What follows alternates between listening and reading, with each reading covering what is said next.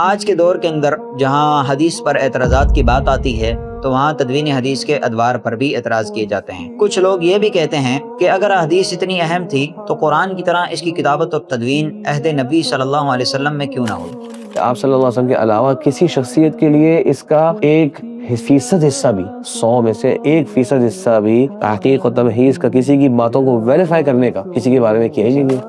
نبی علیہ الصلوۃ والسلام کی وفات کے بعد یہ آج جو ہمارے ہاتھ میں بخاری، مسلم، نسائی، مسند، موطا، یہ ہم تک کس مراحل سے گزر کے ہم تک پہنچی، ہم کیسے مان لیں کہ یہ بھی حدیث رسول ہی ہے؟ حدیث جو ہے اس کے حوالے سے آج کے زمانے میں دنیا میں نا ایک نیا علم آیا ہے، اور اسے کہتے ہیں علم التاریخ الشفوی، اورل ہسٹری کہہ لیں آپ اسے۔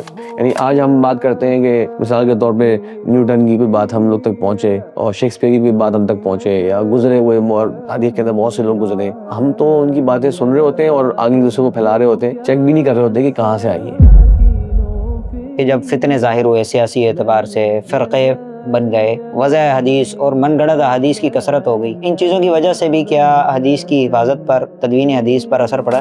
اگر امام بخاری رحمہ اللہ نہیں ہوتے تو صحیح بخاری کی کوئی بھی حدیث ہم سے مس نہیں ہوتی۔ اب بہت بڑا دعویٰ ہے، 7,200 حدیثیں ہیں تقریباً صحیح بخاری کے اندر، وہ ثابت کر رہے ہیں کہ کوئی بھی حدیث ایسی نہیں ہے جو صرف صحیح بخاری کے اندر ہے اور کسی حدیث کتاب میں نہیں ہے۔ السلام علیکم ورحمۃ اللہ وبرکاتہ۔ الحمد للہ منزل القرآن وحافظ السنة على مر الزمان، واشہد ان لا الہ الا اللہ وحدہ لا شریک لہ، واشہد ان محمدا عبدہ ورسولہ، اما بعد۔ ناظرین کرام، میں ہوں آپ کا میزبان حافظ عثمان، اور آپ دیکھ رہے ہیں پروگرام مقام حدیث۔ آج الحمدللہ اس پروگرام کی ہم دوسری نشست میں آپ احباب کے سامنے حاضر خدمت ہیں، اور آج ہمارا موضوع ہے تدوین حدیث، اور یہ پروگرام جامعہ ابی بکر الاسلامیہ کے ڈیجیٹل میڈیا پلیٹ فارم کی طرف سے آپ احباب کے سامنے پیش کیا جا رہا ہے، جس کا مقصد حدیث رسول صلی اللہ علیہ وسلم سے متعلق اہم علمی موضوعات کو آسان اور مستند انداز میں آپ احباب تک پہنچایا جا سکے۔ ناظرین کرام، آج کے دور کے اندر جہاں حدیث پر اعتراضات کی بات آتی ہے تو وہاں تدوین حدیث کے ادوار پر بھی اعتراض کیے جاتے ہیں۔ کچھ لوگ یہ بھی کہتے ہیں کہ اگر حدیث اتنی اہم تھی تو قرآن کی طرح اس کی کتابت اور تدوین عہد نبی صلی اللہ علیہ وسلم میں کیوں نہ ہوئی؟ اسی طرح ایک یہ بھی اعتراض کیا جاتا ہے کہ حدیث 100-200 سال بعد لکھی گئی تو اس پر کیسے اعتماد کیا جا سکتا ہے؟ تو انہی اعتراضات کی بنا پر آج ہمارے نوجوان سوشل میڈیا کے ذریعے ان کو سن کر گمراہ ہوتے ہیں۔ تو اسی ضرورت کے پیش نظر ہم نے چاہا کہ اس متعلق عوام الناس اور طلبہ ادام کی ایک اچھی علمی طور پر رہنمائی کر دی جائے تاکہ وہ ان شبہات سے اپنے آپ کو بچا لیں۔ تو آج ہمارے پاس جو مہمان موجود ہیں، فضیلت الشیخ ڈاکٹر فراز الحق حافظہ اللہ تعالی، آپ پی ایچ ڈی ہیں مدینہ یونیورسٹی سے علوم حدیث کے اندر، اسی طرح آپ اسسٹنٹ پروفیسر ہیں NED یونیورسٹی میں، اور ریسرچ اسکالر ہیں المدینہ اسلامک ریسرچ سینٹر کے اندر۔ شیخ، آپ کا سب سے پہلے تو ہم شکریہ ادا کرتے ہیں کہ آپ نے ہمیں اپنے قیمتی اوقات میں سے وقت عنایت فرمایا اور اس اہم علمی موضوع کے اوپر ہماری رہنمائی کرنے کے لیے آپ تشریف لائے۔ جزاکم اللہ خیرا واحسن الجزاء۔ بہت شکریہ شیخ، اس سے قبل تو ہم نے مقام حدیث کے حوالے سے الحمدللہ ایک اچھی نشست کر چکے تھے۔ آج کی نشست میں انشاءاللہ العزیز شیخ ہم تدوین حدیث کے حوالے سے، اس کی تاریخ کے حوالے سے، اس کے اوپر اٹھائے جانے والے شبہات کے حوالے سے ہم ایک گفتگو کا کوشش کریں گے، انشاءاللہ کر لیں۔ تو شیخ، سب سے پہلا میرا آپ سے سوال یہ ہوگا کہ کتابت حدیث، تدوین حدیث اور تصنیف حدیث کے اندر کیا ان میں فرق ہے، اور ان کی اصطلاح کے اندر لوگوں کو مغالطہ ہوتا ہے جس کی وجہ سے وہ شبہات میں چلے جاتے ہیں؟ بسم اللہ الحمدللہ والصلاۃ والسلام علی رسول اللہ، اما بعد۔ جی، جیسا کہ آپ نے ذکر کیا کہ گزشتہ پروگرام میں ہم نے حدیث کے تعلق سے عموماً اس کی کیا اہمیت ہے، کیا ضرورت ہے، اور کتاب و سنت میں اس کا کیا مقام ہمیں ملتا ہے، وہ واضح کیا تھا، اور کچھ اس کے حجیت اور اس کی مقام مرتبہ کے تعلق سے کچھ شبہات کا بھی ازالہ کرنے کی کوشش کی تھی۔ آج جیسے کہ آپ نے ذکر کیا کہ ہم تدوین حدیث کے بارے میں بات کریں گے، ناظرین کو بتاتا چلوں کہ یہ بڑا اہم موضوع ہے۔ اس کا مطلب یہ ہے کہ یہ جو آسان لفظوں میں کہ جو آج ہمارے درمیان احادیث ہیں، یہ ہم تک کیسے پہنچی، کن مراحل سے گزر کے پہنچیں، اور کون لوگ تھے ان کو آگے پہنچانے والے، اس کے پہنچانے میں کوئی اضافہ، کوئی کمی، مختلف جو حالات کے اثرات ہو جاتے ہیں، کیا وہ سب کچھ ہوا ہے یا نہیں ہوا، تو اس پہ انشاءاللہ ہم ذرا عموماً بات کریں گے۔ آپ کے سوال میں جو اپنے اصطلاحات استعمال کری ہیں، یہ میں تھوڑا سا عام فہم کرنے کی کوشش کرتا ہوں۔ کیونکہ یہ آپ کہہ لیں کہ زیادہ تر علمی اصطلاحات ہوتی ہیں. عام بندہ تو جیسے میں نے کہا کہ اس کی دلچسپی کا جو میں نے حصہ تھا بتا دیا. مثال کے طور پہ اگر ہم سب سے پہلے بات کرتے ہیں کتابت حدیث، تو کتابت حدیث کا مطلب یہ کہ احادیث لکھی کب گئیں. اور یہ بات ہمیں جاننا ضروری ہے کہ کسی چیز کا معتبر ہونے کا مطلب یہ نہیں ہوتا کہ وہ لکھی ہوئی ہی ہو. قرآن مجید آپ صلی اللہ علیہ وسلم پر پورا کا پورا نازل ہو گیا اور پورا کا پورا ایک جگہ پر 2 دفتروں میں نہیں لکھا ہوا تھا، اس کے باوجود اس پہ ہم سب کا، پوری دنیا کے مسلمانوں کا بغیر کسی تردد کے ایمان موجود ہے.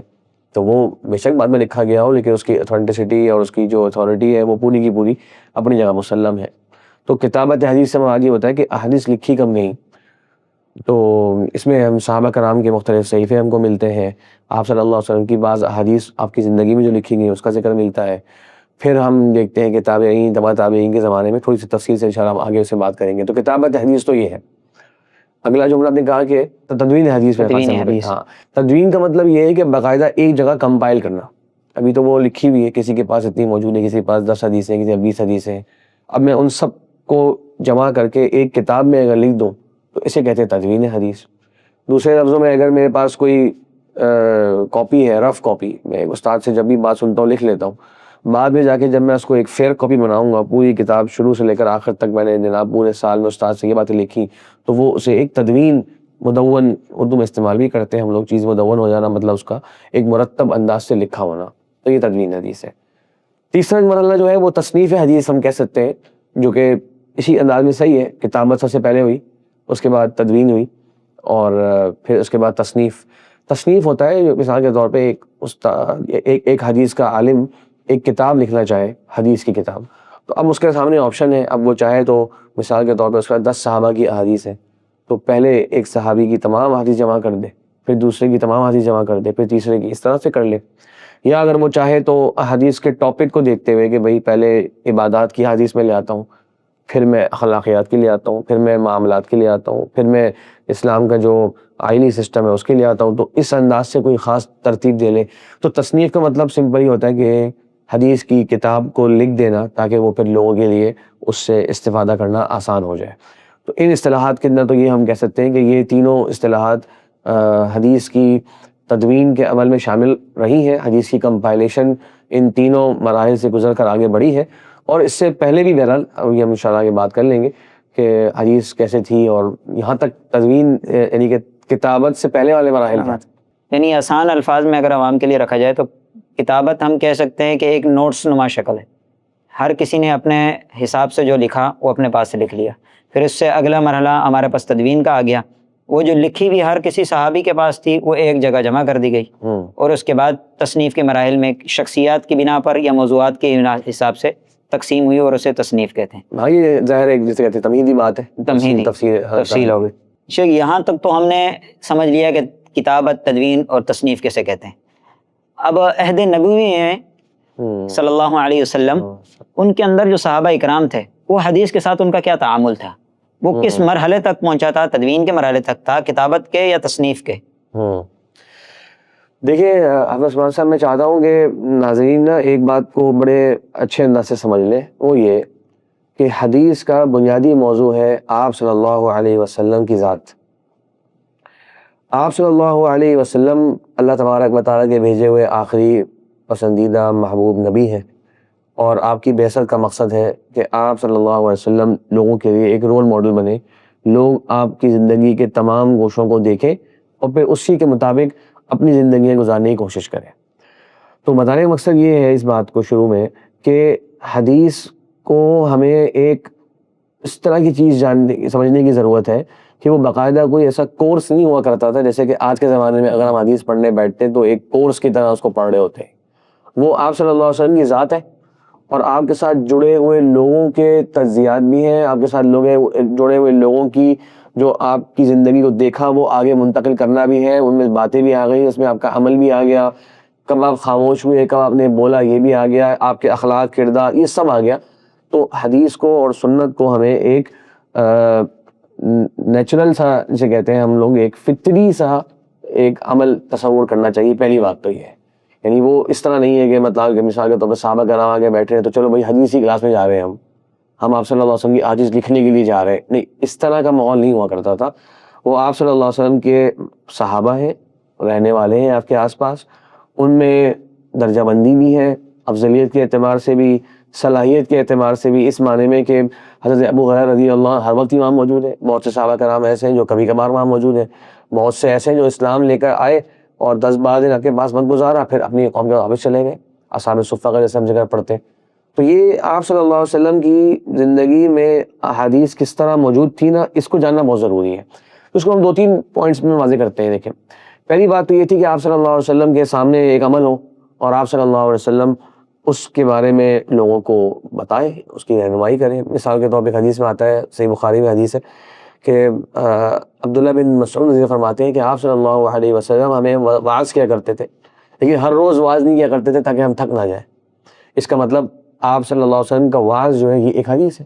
جب آپ ایک نصیحت فرما رہے ہیں، دل نرم کرنے کی باتیں فرما رہے ہیں، صحابہ کرام کو ترغیب و ترہیب یہ سب چیزیں دے رہے، تو ایک طریقہ حدیث کا یہ ہے۔ اسی طریقے سے آپ کے سامنے ایک عمل ہو، اس میں کوئی غلطی کوتاہی ہو تو آپ اس موقع پر سکھا دیں۔ مثال کے طور پہ ایک حدیث میں آتا ہے کہ آپ صلی اللہ علیہ وسلم سامنے ایک شخص نے وضو کیا تو آپ نے دیکھا کہ ایک حصہ وضو کا خشک رہ گیا ہے، تو آپ صلی اللہ علیہ وسلم نے ان کو تنبیہ کری اور کہا کہ جا کے دوبارہ وضو کرو، ٹھیک ہے۔ اس طرح سے آپ صلی اللہ علیہ وسلم معلوم ہوا کہ ایک شخص ہے، اس نے سفر کے اندر روزہ رکھا ہوا ہے اور بڑی مشقت کی حالت کے اندر ہے، تو آپ صلی اللہ علیہ وسلم اپنے ساتھیوں کے سامنے ایک جملہ ارشاد فرمایا کہ لیس من البر الصیام فی السفر، یہ کوئی نیکی نہیں ہے کہ سفر کے اندر روزہ رکھ لینا۔ مراد یہ تھا کہ جب مشقت اور مشکل والی اتنی صورتحال آ رہی ہے تو آپ کے پاس آسانی تھی، آپ اس وقت چھوڑ سکتے تھے۔ اب نوٹ کریں، یہ جو آس پاس کے لوگ موجود ہیں یہ کوئی حدیثی کلاس میں نہیں بیٹھے ہوئے تھے، یہ انہوں نے ایک کیس دیکھا اور آپ صلی اللہ علیہ وسلم نے اس کے اوپر ایک جواب دے دیا۔ جیسے حدیث تقریری کی مثال لے لیتے ہیں کہ آپ صلی اللہ علیہ وسلم نے جو ہے وہ سانڈا جو ہے وہ کھایا گیا، تو اب آپ اس پہ خاموش ہیں، تو ایک شخص سے کل کو سوال ہوگا کہ اسلام میں سانڈا کھانا الاؤڈ ہے کہ نہیں، تو وہ کوئی حدیث یاد نہیں کر رہا ہوگا ہماری طرح، وہ صحابی اس کو کہیں گے ہاں میں نے ایک مرتبہ دیکھا کہ آپ صلی اللہ علیہ وسلم کے سامنے وہ کھایا جا رہا تھا اور آپ نے اس میں کوئی انکار نہیں کیا، یہ حدیث ہو گئی۔ تو بتانے کا مقصد یہ ہے کہ یہ حدیث مختلف صورتوں کے اندر موجود تھی۔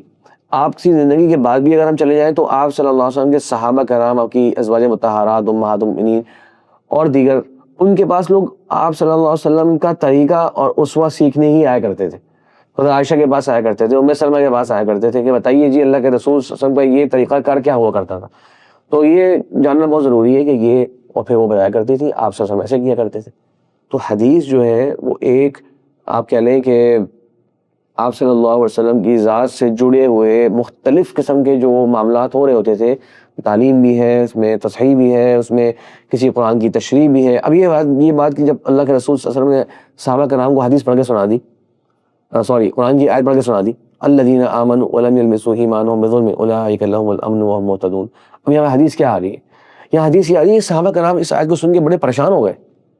اس میں آیا کہ جو ایمان لے آئے اور ایمان لانے کے بعد ان کے ایمان میں ظلم کی آمیزش شامل نہیں ہے، ان کے لیے امن ہے، وہ ہدایت یافتہ ہے۔ انہوں نے کہا یا رسول اللہ یہ بتائیے کہ ہم میں سے کون ہے جس نے اپنے ظلم نہیں کیا؟ اب یہاں پر آپ صلی اللہ علیہ وسلم نے ان کی اصلاح فرمائی اور بتایا کہ یہ وہ والا ظلم نہیں ہے تم سمجھ رہے ہو کہ کسی انسان کا اپنے گناہ کر لینا، کوتاہی اس سے ہو جانا، وہ تو یقیناً ہر ایک لوگوں سے ہوگا۔ یہاں ظلم سے مراد وہ ہے جو لقمان علیہ السلام نے اپنے بیٹے سے کہا تھا کہ لا تشرک باللہ ان الشرک لظلم عظیم۔ اب یہ کیا ہے؟ یہ ایک قرآن کی تفسیر ہے، وہ ہمارے پاس حدیث کی صورت میں آئی۔ تو آپ صلی اللہ علیہ وسلم جب وہاں موجود ہوتے تھے تو اس میں تمام طریقے وہ تعلیم کے اور دین کی تشریح کے استعمال کرتے، صحابہ کرام اس کو نوٹ کرتے اور پھر وہ آگے منتقل ہوتے چلے جاتے۔ یعنی یہ ایک ہم اس کے اندر بنیادی بات کر سکتے ہیں۔ آگے چلے، اگر ہم اسی کو میں آگے بڑھاؤں تو آگے جا کر آپ کہہ لیں کہ خلفائے راشدین نے اس کا اہتمام کیا، اور خلفائے راشدین کے زمانے میں سنت کے حوالے سے ایک احتیاط اور تثبت والا معاملہ جو ہے وہ ہونا شروع ہو گیا۔ کیوں؟ کیونکہ اب آپ صلی اللہ علیہ وسلم خود موجود نہیں ہے کہ آپ سے کنفرم کر لیں، کسی کو کوئی شبہ ہے، کوئی پریشانی ہے، سمجھ نہیں آ رہی بات، تو آپ سے آگے پوچھ سکتا تھا۔ اب تو آپ سم چلے گئے، تو اب خلفاء کو کوئی نہ کوئی ایک معیار رکھنا ہے، کوئی نہ کوئی ایک ضابطے طے کرنے ہیں کہ بھائی اب ہر بندہ اٹھ کے کوئی بھی بات کہہ دے آپ صلی اللہ علیہ وسلم کی طرف تو ہم اس کو قبول نہیں کریں گے۔ تو انہوں نے صحابہ کے نام کے درمیان میں ہی ایک احتیاط والا پہلو جو ہے سو نمایاں کر دیا۔ اس کا نتیجہ یہ ہوا کہ حدیث میں آتا ہے کہ عبداللہ بن عمر رضی اللہ عنہ کے ساتھ ایک تابعی ہے، میں نام ذہن میں نہیں آ رہا، انہوں نے سفر کیا تو کہتے ہیں پورے سفر میں شروع سے لے کر آخر تک آپ صلی اللہ علیہ وسلم کے بارے میں عبداللہ بن عمر رضی اللہ عنہ نے ایک حدیث بیان نہیں کری۔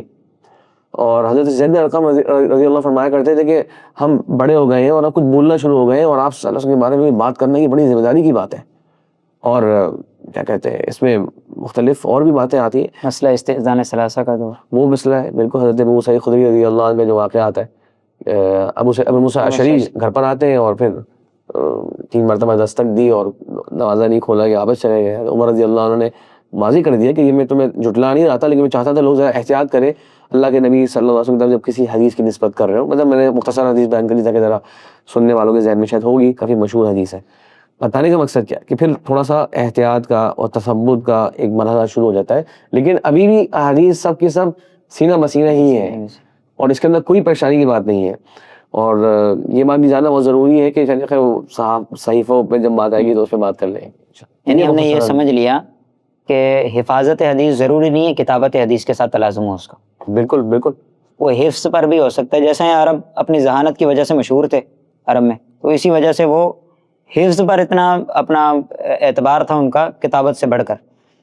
بشک اگر یہ مان بھی لیا جائے کہ صحابہ اکرام نے حدیث کے ساتھ اپنے حفظ کی بنا پر اچھا تعامل کیا, احتیاط برتی, تو کہ یہ تدوین اور یا کتابت نبی علیہ الصلوۃ والسلام کی زندگی میں کہیں اس کا کوئی وجود ہوتا ہے, اس کا کوئی اثر ملتا ہے صحابہ کے ادوار میں سے؟ دیکھیے میں وہی کہوں گا کہ ہم بعض مرتبہ کسی چیز کو ثابت کرنے کے لیے نا پہلے اس کے اوپر جو مقدمہ بنایا جاتا ہے نا ہم اس کو ہی تسلیم نہ کریں اگر تو مسئلہ آسان ہو جائے. مثال کے طور پہ ایک بندہ کہے گا جناب دیکھو حدیث کے ثبوت کے لیے نا کتابت ثابت کر کے دکھاؤ, تو پہلے تو ہم اس کو بولیں گے ہم اس بات کو مانتے ہی نہیں ہے کہ حدیث کے ثبوت کے لیے کتابت ضروری ہے. پہلے تو تم اس بات کو مان لو نا. یعنی مثال کے طور پہ آپ کا یا کسی شخص کا اپنے والد صاحب کے ساتھ وقت گزرا ہے, آپ اپنے والد صاحب کے بارے میں ایک بات بتائیں کہ ہمارے والد صاحب یوں کہا کرتے تھے. آپ بتائیے کوئی شخص آپ سے وہاں بیٹھ کے بولے کہ یار یہ لکھا ہوا ہے, آپ کیا بولیں گے؟ آپ بولیں گے یہ تو آپ ایسا مذاق کر رہے ہیں.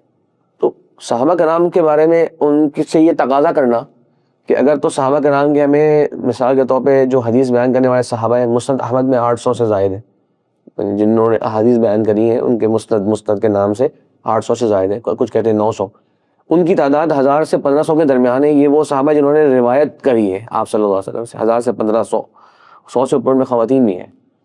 تو پہلے بات تو یہ کہ ان سب سے یہ تقاضا کرنا کہ جناب اگر آپ لوگوں کو حدیث بیان کرنی ہے نا تو لائیے اپنی کاپی دکھائیے جو آپ لکھا کرتے تھے بیٹھ کے, تو یہ تو بہت نامناسب بات ہوگی آج, جبکہ آج کتابت کی اتنے آسان سے وسائل ہیں, موبائل نکال کے میں نوٹ کر سکتا ہوں. لیکن پھر بھی میں آپ سے جب آپ اپنے والد کے اپنے دادا کے بارے میں بات کر رہے ہوں گے جو آپ نے خود دیکھی ہوگی تو بہت نامناسب ہوگا میں آپ سے بولوں کہ جناب لکھی ہوئی بات کا ہے. پہلی بات تو یہ. دوسرے نمبر پہ چلے ہم ان کی تسلی کرنے کے لیے پھر یہ بات بتا دیتے ہیں کہ الحمدللہ کتابت کے ذریعے بھی احادیث محفوظ کی گئی ہے. یعنی بھی اصل ابتداء حفظ تھا جو کہ اس زمانے کا عام ٹرینڈ تھا. اور یہ شیخ حفظ جو ہے نا لوگ اس کو حیران نہ ہو اس کے اوپر, لوگ حفظ تو مطلب ہماری بھی بہت زیادہ عمر میں نہیں ہے, لیکن آج سے 20 سال پہلے لوگوں کا حافظہ کیا تھا اور اب کیا ہے. موبائل کے زمانے آنے سے پہلے مجھے اچھی طرح یاد ہے اپنے بارے میں کہ میرے خاندان کے 25-30 لوگوں کے نمبر یاد ہوتے تھے. والدہ کا بھی کہے کہ ان کو فون ملاؤ ان کو فون ملاؤ, بغیر سوچے سمجھے میں فون ملا لیا کرتا تھا. ایسا نہیں کہ یاد کیے تھے لیکن بار بار استعمال ہونے کے نتیجے میں آج اپنا نمبر یاد ہے تو الحمدللہ بہت بڑی بات ہے. اور تو کسی کا نمبر یاد نہیں رہتا عام طور پہ انسان کو. تو وجہ یہ ہے کہ جب آپ کا کتابت پر اعتماد بہت زیادہ ہو جاتا ہے تو وہاں پر آپ کا حفظ کمزور پڑ جاتا ہے اور حفظ پہ آپ کو کمپرومائز کرنا پڑ جاتا ہے. تو صحابہ کرام اس چیز کو اور تابعین اس چیز کو اپنی عادت بننے نہیں دیتے تھے. تو پہلی بات تو یہ. باقی جیسے آپ نے کہا کہ پھر بھی کتابت حدیث ہوئی ہے. آپ صلی اللہ علیہ وسلم کے سامنے مشہور واقعہ ہے جو فتح مکہ کے موقع پر آپ نے خطبہ ارشاد فرمایا, زبردست خطبہ ارشاد فرمایا اور لوگوں کو معافی کا بھی اعلان کیا تھا, اور اس نے آپ نے بڑی کعبہ کی تعظیم اور اللہ تعالیٰ کا شکر بھی ادا کیا. یقیناً جو فتح مکہ ہوئی تو اس دن ایک شخص ابو شاہ آئے ہوئے تھے وہاں پر, صحیح بخاری میں یہ واقعہ موجود ہے. انہوں نے کہا رسول اللہ جو آپ نے آج باتیں ارشاد فرمائی مجھے لکھ کر دے دیں, کیونکہ وہ یمن لے کے جا رہے ہیں اور بہت ساری باتیں آپ نے ارشاد فرمائی, کچھ چیزیں ان سے مس ہو سکتی ہیں. تو آپ صلی اللہ علیہ وسلم نے کہہ دیا اکتبوا لابی شاہ. اس کا مطلب باقی لوگوں کے ذہن میں تھی وہ باتیں, ابھی لکھی نہیں گئی تھی, اب لکھی جائیں گی. چلو ذرا 2-3 لوگ بیٹھے مثال کے طور پہ سوچیں کہ آج میں نے کیا باتیں سنی ہم نے اللہ کے رسول سے, چلو وہ لکھ دو اور لکھ کر ان کو دے دو. تو کتابت تو ہوئی, آپ نے استعمال نہیں کیا. اسی طرح عبداللہ بن عمر بن عاص رضی اللہ کے بارے میں آتا ہے, وہ لکھا کرتے تھے آپ صلی اللہ علیہ وسلم کے سامنے احادیث, اور باقاعدہ ایک صحیفے کے بارے میں کہا کہتے تھے کہ یہ صحیفہ صادقہ ہے, بالکل سچا. لوگ کہتے ہیں کہ یہ صحیفہ صادقہ کیوں بولتے ہیں اس کو؟ آپ کہتے ہیں کیونکہ یہ آپ صلی اللہ علیہ وسلم اور میرے درمیان کوئی بھی نہیں تھا, گویا میں نے سامنے بیٹھ کے لکھا. تو یہ ایک جیسے کہتے ہیں نا ایک زائد چیز ہو گئی, ایک جسے ہم لوگ کہتے ہیں آج کل ایکسٹرا پروٹوکول ہو گیا کہ جناب لوگ یاد کرتے ہیں اور کچھ لوگ لکھتے بھی ہیں, اور یہ وہ لکھائی ہے جو میں آپ کے سامنے بیٹھ کے لکھ رہا تھا, تو وہ اپنا اس پہ ایک زیادہ اعتماد کے لیے کرتے تھے. تو خیر اس طرح کی بہت ساری نمازیں ملتی ہیں. اور کتابت کے بارے میں یہ بات ذہن میں رہے, شاید میں نے پہلے بھی بات ذکر کی تھی, یہ بلازری بڑے مشہور ہمارے یہاں مورخ ہیں, ان کی کتاب فتوح البلدان کے نام سے, اور بھی کتابیں ان کی, اس میں انہوں نے یہ بات ذکر کری ہے کہ مکہ مکرمہ میں قریش میں سے لکھنے والے 16 لوگ ہوا کرتے تھے پورے مکہ, جبکہ مکہ کو لوگ اگر جانتے ہیں بات کہ وہ عرب کا ایک ثقافتی مرکز تھا. عرب بہت جگہ پھیلے ہوئے تھے, شام میں بھی ہوتے تھے, یمن میں بھی ہوتے تھے, اور طائف اور نجد وغیرہ وغیرہ, لیکن ان کا ثقافتی تعلیمی مرکز تھا, اور کعبہ کی وجہ سے سب کے سب وہاں پر آیا کرتے تھے, وہ مکہ تھا. تو وہاں پر جب 16-17 لکھنے والے موجود تھے ٹوٹل, کو لکھنا آتا تھا, تو اس کا مطلب لکھائی بہت زیادہ عام نہیں تھی. اسی لیے وہ واقعہ ہمیں لائیے جو جنگ بدر کے موقع پر آپ صلی اللہ علیہ وسلم نے جو قیدی بنائے تھے, ان میں سے قیدیوں کو آزاد کرنے والی, مکہ کے کچھ قیدیوں کو آزاد کرنے کی سزا یہ تھی ان کی کہ آپ نے لکھنا سکھا دینا بچوں کو, کیونکہ مدینہ میں ابھی تک اتنی زیادہ لکھنے کا رواج نہیں تھا جتنا مکہ میں تھوڑا بہت تھا. تھوڑا بہت بھی بتا دیا میں نے کہ وہ مورخ کہتے ہیں کہ 16 لوگ تھے, 17-16 لوگ. تو خلاصہ یہ کہ پھر بھی آپ صلی اللہ علیہ وسلم نے بہت سی چیزیں اور بھی لکھوائی ہیں, اس کے بارے میں کیا کہتے ہیں کافی تفصیل سے ذکر کر سکتے ہیں انشاءاللہ, حالات و واقعات. ایک واقعہ اشارہ کرنا چاہوں گا آخر میں, وہ ہے صحیح بخاری میں روایت ہے, جب حذیفہ رضی اللہ عنہ روایت کرتے ہیں کہ اللہ کے رسول صلی اللہ علیہ وسلم نے ہمیں کہا کہ ان کے نام لکھو جو اسلام لے آئے. تو ہم نے 1400 سے 1500 لوگوں کے نام لکھے. یہ صحیح بخاری کی روایت ہے باقاعدہ. سوچیں یعنی کہ ایک مردم شماری جسے ہم لوگ کہتے ہیں کہ مسلمان کتنے رہتے ہیں مدینہ کے اطراف میں, ان کے نام لکھ کے دے دو. اور بعض شارحین کہتے ہیں کہ یہ صلح حدیبیہ سے پہلے کا موقع تھا, ذرا اب ہم نے دعوت کام کا آغاز کرنا ہے یا مختلف اور وجہ ہو سکتی ہے اس کی, تو چلو نوٹ کر لیں پہلے کہ ابھی تک مسلمان کتنے ہیں ہمارے پاس. تو مدینہ اس کے اطراف میں 1500 لوگ رہا کرتے تھے, یہ انہوں نے اس وقت لکھا. تو اس طرح کی لکھنے والی تو خیر بہت سارے اور بھی وثائق دلیلیں وغیرہ موجود ہیں. تو یوں کہہ سکتے ہیں آپ کی بات کو میں اگر جواب کا خلاصہ کروں یا سوال کا خلاصہ کروں کہ صحابہ کرام کے مختلف لکھنے کے انداز ہیں, اور یہ کوئی ایسا لکھنا نہیں تھا کہ ہر چیز لکھی گئی ہے, منتخب کچھ احادیث ہے. اور کیا کہتے ہیں ہر ایک کے اس طرح 11 کے قریب صحابہ کرام کے صحیفے ہم کو ملتے ہیں صحیح سند کے ساتھ. 11 صحابہ کرام کے صحیفے ملتے ہیں بالکل صحیح سند کے ساتھ کس طرح موجود تھے, جن میں حضرت ابو صدیق رضی اللہ کا صحیفہ ہے, حضرت عمر کا صحیفہ ہے, حضرت علی کا صحیفہ ہے, عبداللہ بن ابی اوفا ہے, انس بن مالک ہیں, اور کچھ صحابہ کرام ہیں. ان کے صحف یعنی کہ باقاعدہ کاپیز کہہ لیں وہ ملتی ہیں. پھر آگے چلے جائیں تو تابعین, ان میں تو بہت بڑی تعداد ہے, 50 سے اوپر تابعین کے ہم کو صحیفے ملتے ہیں. سعید بن جبیر ہے, اور کیا کہتے ہیں حسن البصری ہیں, اور دیگر بہت دیگر تابعین ہیں جو لکھا کرتے تھے. اچھا ایک پوائنٹ میں اور ایڈ کرنا چاہوں گا, زیادہ نہیں وہ ہمارا پوڈ کاسٹ میں کہاں آیا تھا نہیں, میں کہنا چاہ رہا تھا کہ شاید لوگوں کے لیے ایک حیران کن بات بھی ہو. حدیث جو ہے اس کے حوالے سے آج کے زمانے میں دنیا میں نا ایک نیا علم آیا ہے, اور اسے کہتے ہیں علم التاریخ الشفوی, اور اورل ہسٹری کہہ لیں آپ اسے, اورل ہسٹری. اب ویسٹ کے اندر اس پہ بڑا کام ہو رہا ہے. مثال کے طور پہ فلسطین کے علاقے میں بندہ جائے اور وہ وہاں کے بوڑھے بوڑھے لوگوں سے بیٹھے اور ان سے واقعات کو سنے, اور وہ 10-12 کے واقعات مشاہدات جمع کرے, اور پھر ان کے درمیان آپس میں ایک مقارنہ کر کے ایک اسٹڈی پیش کرے. اور ویسٹ کے اندر اس کو بڑا اہمیت دی جا رہی, بلکہ کہا جا رہا ہے بعض مرتبہ یہ تاریخ زیادہ معتبر ہوتی ہے لکھنے کے مقابلے میں. کیوں؟ لکھنے والے کبھی کبھار کوئی ایجنڈا ہو سکتا ہے, لیکن ایک شخص آپ کو جو واقعہ بتا رہا ہے نا, اس بتانے میں آپ اس کی بہت سی چیزیں نوٹ کر رہے ہوتے ہیں کہ کیا کس اعتماد سے بتا رہا ہے, باتوں کو چھپا رہا ہے نہیں چھپا رہا, آپ کو تردد ہو رہا ہے نہیں ہو رہا. لکھنے والا تو ایک گھر بیٹھ کے 10 سالوں میں ایک چیز لکھ کے لے آیا, آپ کو کیا پتا کس طرح سے اس نے لکھی. تو وہ بتانا میں یہ چاہ رہا ہوں کہ اس زمانے میں یہ جو سینہ بسینہ علم منتقل ہونا, اور صحابہ کرام کا ایک دوسرے کی بات پر کبھی بھی کسی نے نہیں کہا کہ بھائی وہ لکھی بات کا ہے تاکہ ہم اس کا مانے, ورنہ تو ہم نہیں مانیں گے. نہیں, سب جو باتیں پہنچتی تھیں وہ اس کو یاد کبھی سنتے تھے, اپناتے تھے, عمل میں آتے تھے. سر یہاں پر ایک اور سوال اٹھتا ہے کہ عہد نبوی میں صلی اللہ علیہ وسلم کتابت حدیث موجود تھی, جی اسی طرح کتابت قرآن بھی موجود تھی. صحیح. مگر ان دونوں کے اندر لوگ یہ بھی کہتے ہیں کہ اگر کتابت حدیث ہوئی ہے تو وہ اس طرح سرکاری, جس طرح کتابت قرآن ہوئی, تدوین قرآن ہے, اس طرح تدوین حدیث کیوں نہ ہو سکی سرکاری طور پر, ایک مکمل رسمی طور پر کیوں نہ ہو سکی حدیث کی؟ جی یہ ایک لوگ اس پہ آپ کہہ لیں کہ غلط فہمی بھی لوگوں کے ذہن میں ہے. پہلی بات تو یہ سمجھ لیں کہ حدیث کو کمپائل کرنا قرآن کے مقابلے میں قدرے مشکل کام ہے, کیونکہ قرآن اول تا آخر پورا کا پورا آپ صلی اللہ علیہ وسلم پر نازل ہو گیا, اتر گیا, آپ نے پڑھ کر امت کو سنا دیا, پوری امت نے اس کو نوٹ بھی کر لیا، اور اس میں بڑے بڑے قراء ہیں، بڑے بڑے حافظ ہیں صحابہ کرام کے اندر. ہم جانتے ہیں کہ جیسے حضرت ابو موسیٰ اشعری رضی اللہ عنہ، ابی بن کعب، زید بن ثابت، یہ بڑے بڑے قراء ہوتے تھے. تو نماز میں پڑھا جایا کرتا تھا اور بڑے اہتمام سے پڑھا جایا کرتا تھا. حضرت عثمان غنی رضی اللہ عنہ ایک رات میں قرآن مجید پڑھ لیا کرتے تھے بعض مرتبہ. تو قرآن تو اتنا ہی ہے جتنا آج ہمارے سامنے ہے، لیکن حدیث کا مطلب جیسے میں نے پہلے عرض کیا کہ وہ آپ صلی اللہ علیہ وسلم کی ذات کو ہر بندہ اپنے اپنے مشاہدے، اپنے اپنے علم کے ساتھ آگے منتقل کر رہا ہے. اس کی حد بندی کیسے ہوگی کہ جناب بس یہی لوگ تھے، انہوں نے جو دیکھا وہ سب بیان کر دیا. میں آپ سے اگر کہنا شروع کروں، مثال کے طور پہ آپ نے ایک وقت گزارا ایک استاد کے ساتھ 1 سال، میں آپ سے کہوں کہ یار 1 سال کو مجھے بیان کرنا شروع کر دو، یقیناً آپ ایک موقع پر 10 باتیں بتائیں گے، اگلے دن آپ کو 5 باتیں اور یاد آئیں گی، اگلے دن 3 باتیں اور یاد آئیں گی. تو میں آپ سے کہوں نہیں جناب ایک کام کریں، بس ایک مرتبہ کتاب لکھ کے دے دیں مجھے پوری، آپ نے 1 سال میں ان کے ساتھ کیا گزارا. آپ بولیں گے جناب 1 سال کے اندر گھنٹے ہیں، دن ہے، مہینے بھی ہو سکتے ہیں، ہر لمحے کی گفتگو الگ ہے. اچھا یہ وہ سوچیں، وہ والی باتیں آپ سے کہہ رہا ہوں جو کہ ان کی آپ کہہ سکتے ہیں کہ بشری تقاضے کے تحت بہت سی ایسی باتیں بھی ہوں گی جو نوٹ کی بھی جائیں. آپ صلی اللہ علیہ وسلم کا تو ایک ایک حرکت سبحان اللہ سنت ہے، آپ صلی اللہ علیہ وسلم کی خاموشی سنت ہے، آپ صلی اللہ علیہ وسلم کا کوئی زبان سے فرمان ایسا نکل نہیں رہا جو حدیث نہیں ہے. ٹھیک ہے آپ اپنی عمومی گفتگو بھی کرتے تھے اپنے گھر والوں سے، دنیا والی باتیں بھی جو ہم لوگ کہتے ہیں، لیکن سوچیں نا مطلب کہ اکثر و بیشتر جو اب سے صحابہ کرام کا تعلق بن رہا ہے وہ باتیں تو کون کہہ سکتا ہے کہ ہم نے جناب سب کو نوٹ کر لیا اور لکھ بھی نہیں. اس لیے احادیث کی تدوین کا کام بہت مشکل کام تھا، اس لیے یہ بہت آپ کہہ سکتے ہیں کہ مراحل میں ہوا. بہرحال اگر ہم اسی سوال کے جواب کو شارٹ کرنا چاہیں تو ہم کہہ دیتے ہیں کہ یہ عامی الحمدللہ پہلی صدی کے اندر ہو گیا تھا.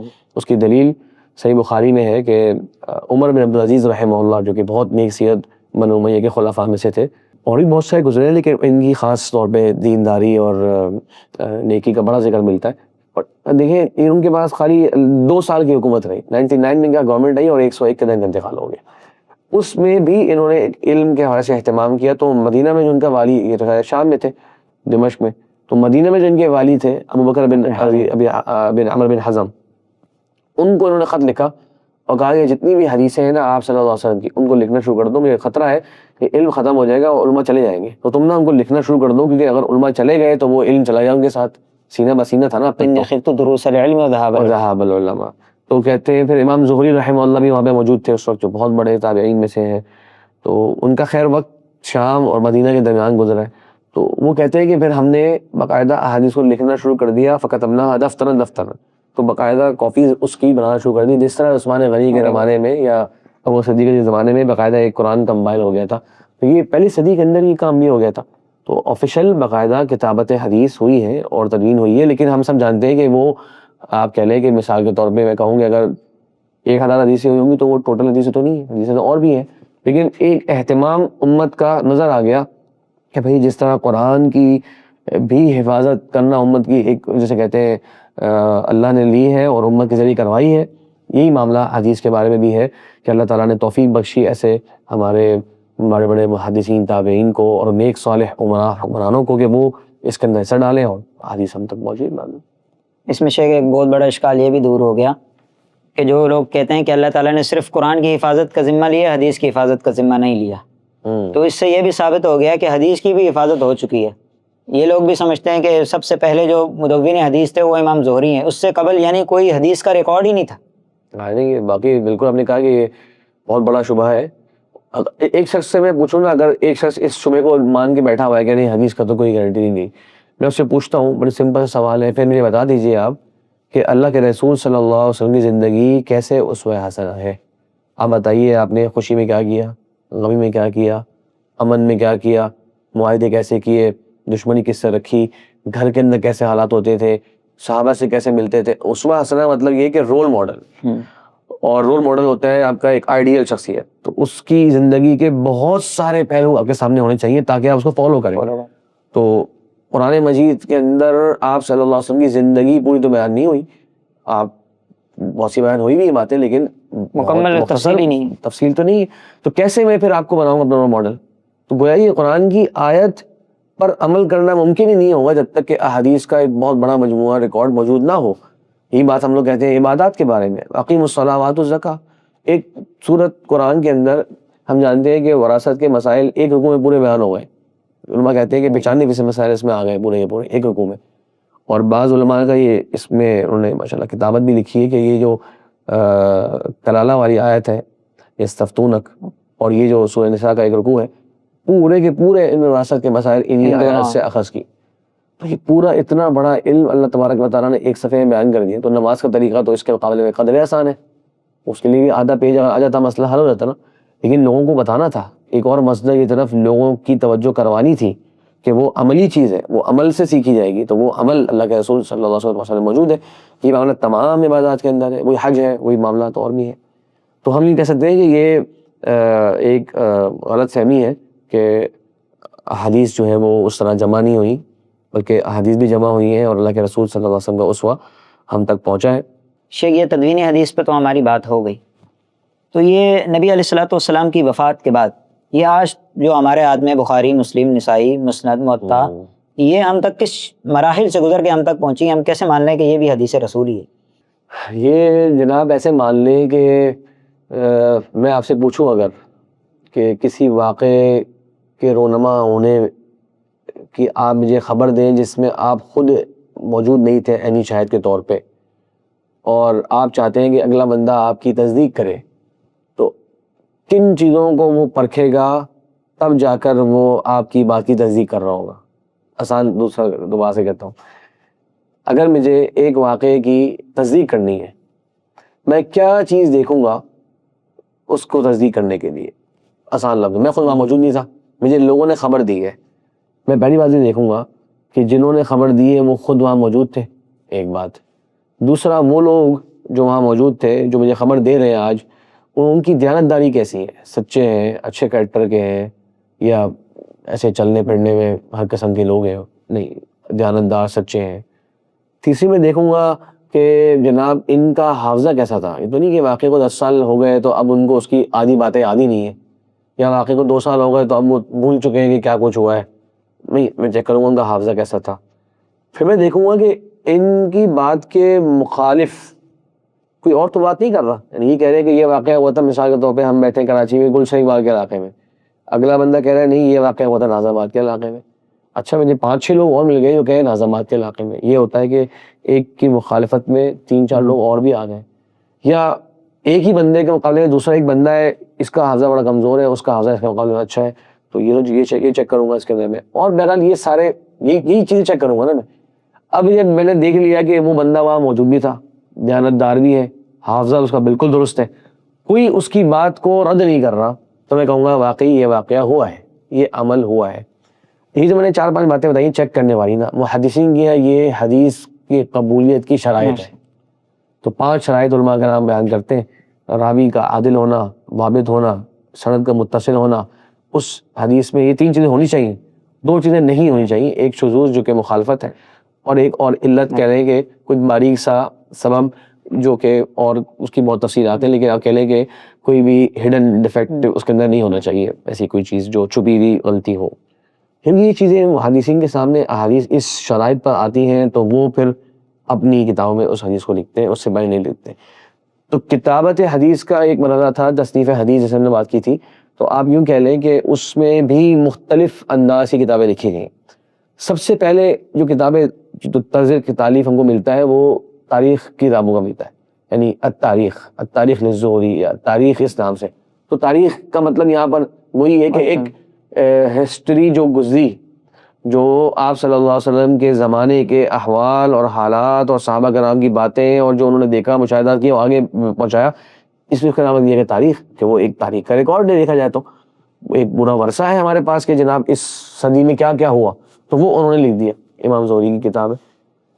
تھوڑا سا ہم آگے بڑھتے ہیں تو کتابوں کا ایک طرز ہم کو ملتا ہے, اور اس کے اندر ہمیں ملتا ہے کہ الجوامع یا جامع. جامع کا مطلب کیا ہے کہ اس کے اندر آپ صلی اللہ علیہ وسلم کی احادیث بھی ہیں, اس میں صحابہ کرام کے اقوال بھی ہیں, اس میں کچھ تابعین کے آراء اور اجتہادات بھی ہیں. اور یہ شامل ہونے کی وجہ یہ ہے کہ انہوں نے آپ صلی اللہ علیہ وسلم کے ان فرامین کو آگے منتقل کیا ہے, اور کچھ نے وہ چیزیں ہوتی دیکھی ہیں, تو ان کی وضاحت جو ہوگی وہ جیسے کہ ہم لوگ کہتے ہیں نا آج کل کے بات کا کانٹیکسٹ سمجھ میں آئے گا, بات کا سیاق و سباق سمجھ میں آ جائے گا. تو وہ والے علماء ان صحابہ تابعین کے اقوال کو بھی کتابوں میں درج کر دیا کرتے تھے. اچھا چونکہ وہ کتابت کا بالکل ایک سٹارٹنگ والا زمانہ تھا تو وہ بہت مرتب انداز سے نہیں ہوتی تھی.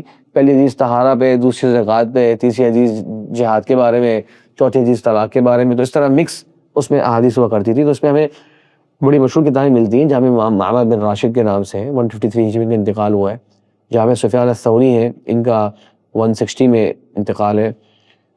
جامع سفیان بن عیینہ ہے، 198 میں ان کا انتقال ہوا ہے. جامع اور بھی تب اس عنوان سے نا جامعہ کے نام سے بہت ساری کتابیں ہم کو ملتی ہیں. پھر تھوڑا سا آگے بڑھے تو ایک اور ٹاپک ملتا ہے ہم کو الزہد کے نام سے. تو اس میں امام ابن مبارک رحمہ اللہ کی بہت ساری کتابیں ہیں، امام احمد کی کتابیں ہیں، امام وقیع ہے، امام شافعی کے استاد ہیں ان کی کتابیں ہیں وغیرہ وغیرہ.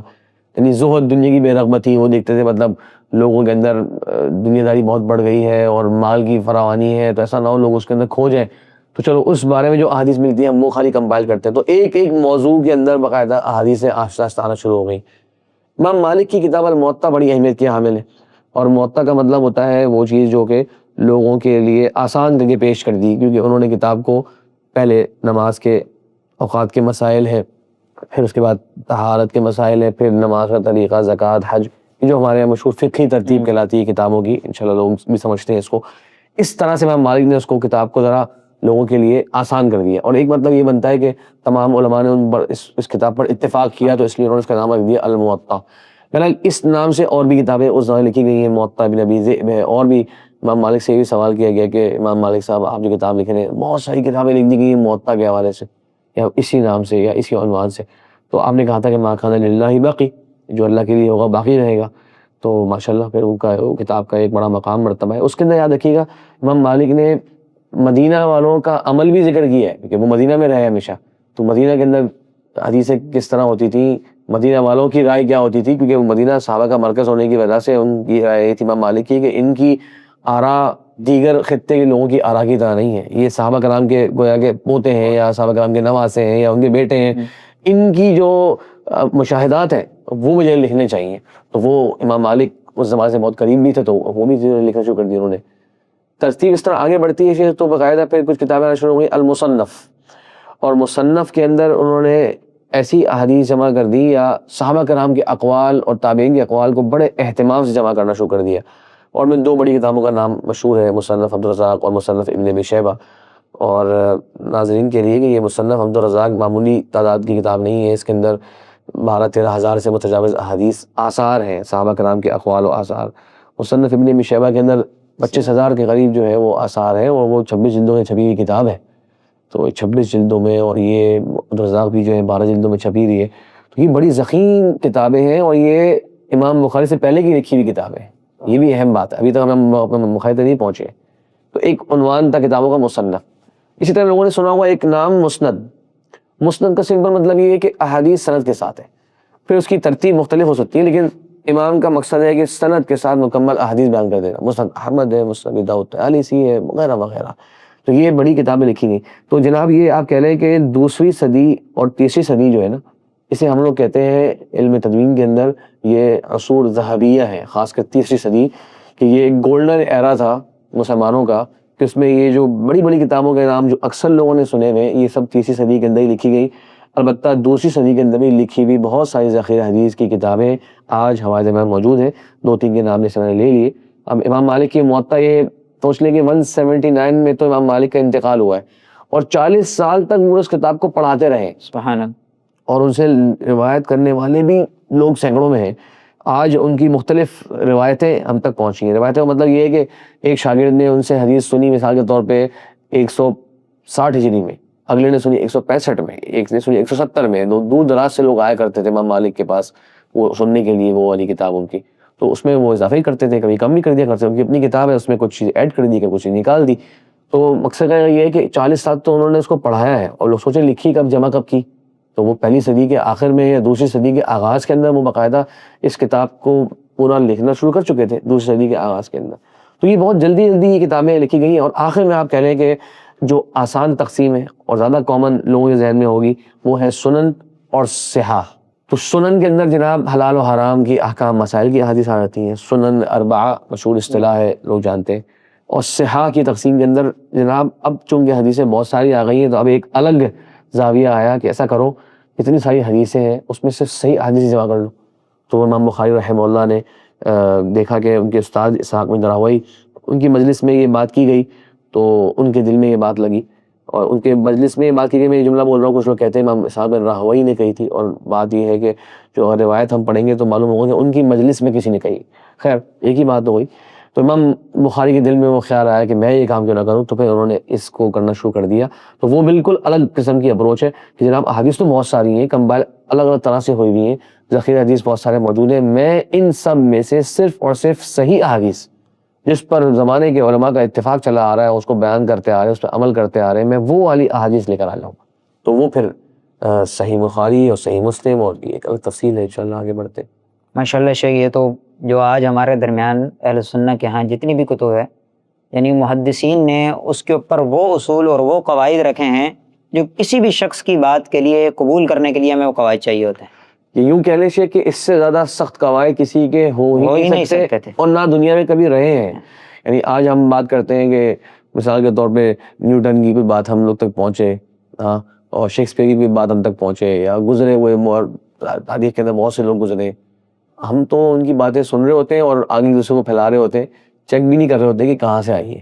ہو سکتا ہے وہ بات ہم نے بنائی ہو 50 سال پہلے, لیکن محدثین کے ایسا کوئی بھی طریقہ نہیں ہے, انتہائی پختہ اور محکم نظام.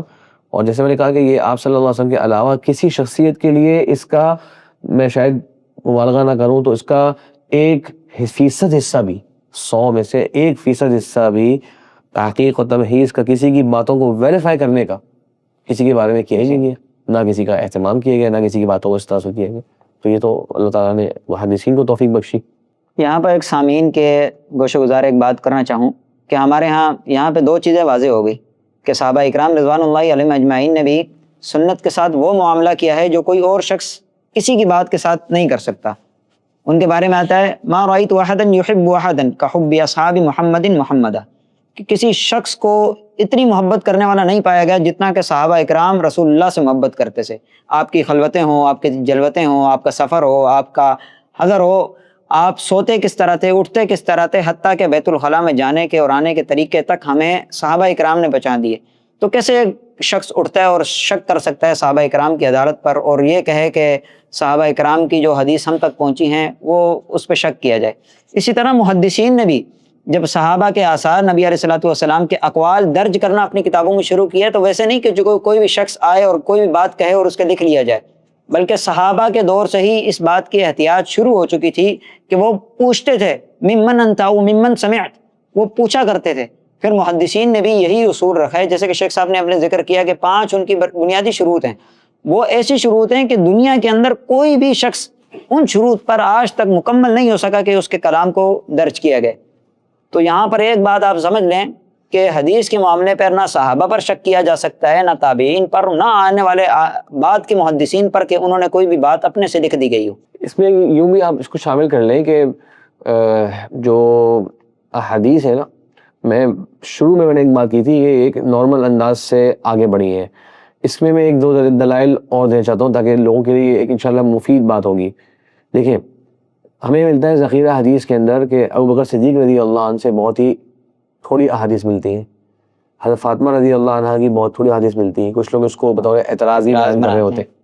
اچھا, اس کے مقابلے میں ہم دیکھتے ہیں کہ حضرت عائشہ رضی اللہ عنہ سے ایک بہت بڑی تعداد ملتی ہے احادیث کی, ابو ہریرہ کی بہت بڑی تعداد ملتی ہے احادیث کی. یہ بھی ایک اس نیچرل احادیث کے بیان کرنے کے عمل کی دلیل ہے. ابوبکر صدیق رضی اللہ عنہ کو 2 سال ملے اللہ کے رسول صلی اللہ علیہ وسلم کے بعد, اور امت کے بہت بڑی آزمائشیں آپ کے سامنے تھی. حرب المرتدین ہے, مانع الزکاة ہے, اور شام کی طرف لشکر جو ہے بھیجنے ہیں, اتنے سخت معاملات, اور مسلمانوں کا آپس میں جو ہے ان کی دوبارہ سے اجتماعیت کو برقرار رکھنا ہے. تو ایسا موقع ہی نہیں ملا کہ وہ باقاعدہ فراغت کے ساتھ بیٹھ کر آپ صلی اللہ علیہ وسلم کی احادیث کو بیان کریں, اس لیے ان سے احادیث کم ملی. حضرت فاطمہ رضی اللہ عنہ کی بیماری کی کیفیت ہے آپ صلی اللہ علیہ وسلم کی وفات کے بعد, اور بیماری کے بعد اسی میں ان کی وفات بھی ہوئی تھی 6 مہینے کے اندر, تو موقع ہی نہیں ملا. حضرت عائشہ رضی اللہ عنہ کی وفات ہوتی ہے سن 58 ہجری میں. آپ صلی اللہ علیہ وسلم کے بعد انہوں نے تقریباً 48 سال جو ہے وہ گزارے ہیں مدینہ منورہ میں, اور دور دراز سے لوگ آیا کرتے تھے, تو آپ کی احادیث اس لیے بڑھتی نہیں گئی. حضرت ابو ہریرہ رضی اللہ عنہ ان کا انتقال ہوتا ہے 59 ہجری میں. عبداللہ بن عباس اور عبداللہ بن عمر یہ تو 68 69 میں غالباً جا کے ان کا انتقال ہوتا ہے. تو نوٹ کریں جس کی تعداد زیادہ ہے وہی بات جو میں کہہ رہا تھا کہ وہ اس کو زندگی کو آپ صلی اللہ علیہ وسلم کے بارے جو مشاہدات تھے ان کو بیان کرنے کا دورانیہ ان کا بڑھ گیا. 40 سال 50 سال مجھے مل گئے, میں اپنی باتیں بتاتا رہا ہوں اور ہر موقع پر میرے ساتھ اور قسم کے شاگرد ہیں جو باتوں کو سنتے ہیں اور پھر آگے پہنچاتے ہیں. تو یہ جو تعداد ہے نا آپ صلی اللہ علیہ وسلم کے صحابہ کرام سے ہمیں ملتی احادیث کی, یہ اس بات کی دلالت کرتی ہے کہ یہ بالکل سچی احادیث ہے. اور یہاں پر ہم چاہیں گے کہ یہ مسئلہ بھی واضح ہو جائے. صحابہ کرام کی عدالت کے بارے میں سوال ہوتا ہے نا, یعنی کہ اس کا ایک ورڈ ہم لوگ یوز کرتے ہیں کہ صحابہ کرام سب کے سب عادل ہیں. اس کا مطلب کیا ہے میں جاننا چاہتا ہوں کہ لوگ یہ سمجھیں. اس کا مطلب یہ نہیں ہے کہ صحابہ کرام کے بارے میں ہمارا ایک ایسا تقدس والا نظریہ ہے کہ ہم یہ کہتے ہیں کہ وہ حدیث رسول صلی اللہ علیہ وسلم میں ان سے غلطی ہو نہیں سکتی. یہ بڑی اہم بات ہے. نہ ہمارا یہ نظریہ ہے کہ وہ غلطی سے پاک ہے, نہ یہ نظریہ ہے کہ وہ گناہوں سے پاک ہے, نہ یہ نظریہ ہے کہ ان سے حدیث کے اندر غلطی نہیں ہو سکتی. یہ عدالت صحابہ میں یہ تینوں چیزیں نہیں آتی. عدالت صحابہ کا سمپل سا کانسیپٹ یہ ہے کہ آپ صلی اللہ علیہ وسلم کے یہ صحابہ کرام نبی کریم صلی اللہ علیہ وسلم پر قصداً جھوٹ نہیں بولیں گے, بددیانتی نہیں ہے. غلطی ہو سکتی ہے, جس طرح میں ایک مثال دیتا ہوں ابھی سے غلطی صحابی کو غلطی لگی. ہم لوگ مشہور واقعہ ہے کہ آپ صلی اللہ علیہ وسلم کی حضرت میمونہ رضی اللہ عنہ سے شادی ہوئی تو کس وقت ہوئی, تو آپ عمر تو قبا سے واپس جا رہے تھے غالباً, اور حضرت میمونہ رضی اللہ عنہ فرماتی ہیں کہ اللہ کے رسول صلی اللہ علیہ وسلم کی جب مجھ سے شادی ہوئی تو آپ احرام میں نہیں تھے. اور عبداللہ بن عباس رضی اللہ عنہ جن کی وہ خالہ ہیں وہ کہتی ہیں کہ بلکہ وہ احرام میں تھے آپ صلی اللہ علیہ وسلم.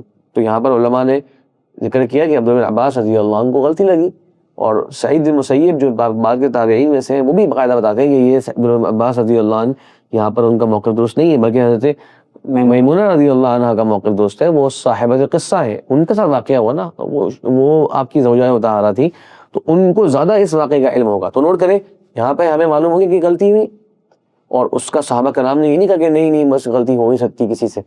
تو یاد رکھیے کہ اس زمانے کے اندر یہ نقد کا جو معیار ہے نا بڑا اونچا معیار ہوا کرتا تھا.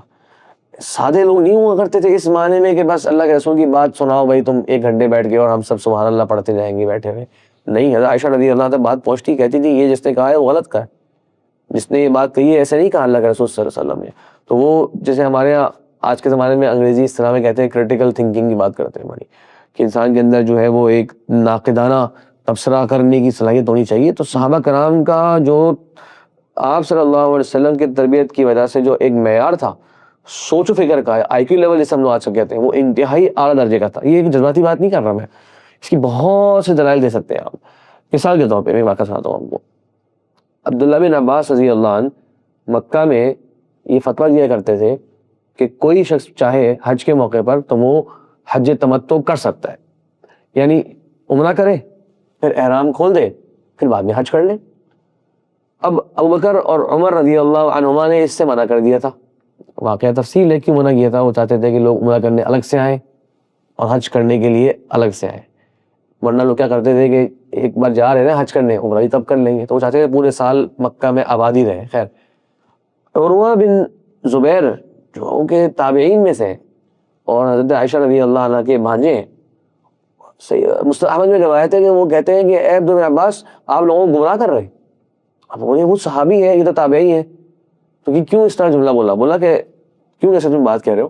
کہا وہ والا حج کے دنوں میں آپ لوگوں کو عمرہ کرنے کی بات کر رہے ہیں جبکہ ابوبکر اور عمر رضی اللہ سے منع کیا کرتے تھے. تو ابن عباس نے جملہ کہا کہ اللہ کے نبی صلی اللہ علیہ وسلم نے یہ کام کرتے ہوئے میں نے ان کو دیکھا اور آپ یہ کام کرتے تھے, تم لوگ تو ان کا اس طریقہ چھوڑ کے اوروں کا طریقہ اپنا لوگے. تو خیر وہ الفاظ بڑے, عروہ بن زبیر بھی کم, وہ دیکھیں عمر میں عبداللہ عباس ان کے قریب تھے. عبداللہ بن عباس رضی اللہ عنہ اللہ کے رسول کا انتقال ہوا ہے تو 12-13 سال کے تھے.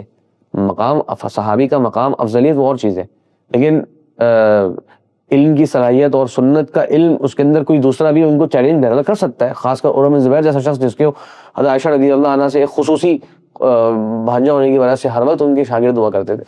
تو عروہ بن زبیر نے آخر میں کہا کہ وہ دونوں اللہ کے نبی صلی اللہ علیہ وسلم کے عمل کو آپ سے زیادہ جانتے تھے, یعنی انہوں نے اس پر ہار نہیں مانی کہ اللہ کے رسول کا عمل کی بات آنے کا، کہا نہیں وہ بھی جانتے تھے کہ یہ اللہ کا رسول ایسا کیا ہے، پھر بھی منع کیا کرتے تھے، تو گویا ان کی نظر کے سامنے کوئی اور حکمت بھی ہوا کرتی تھی.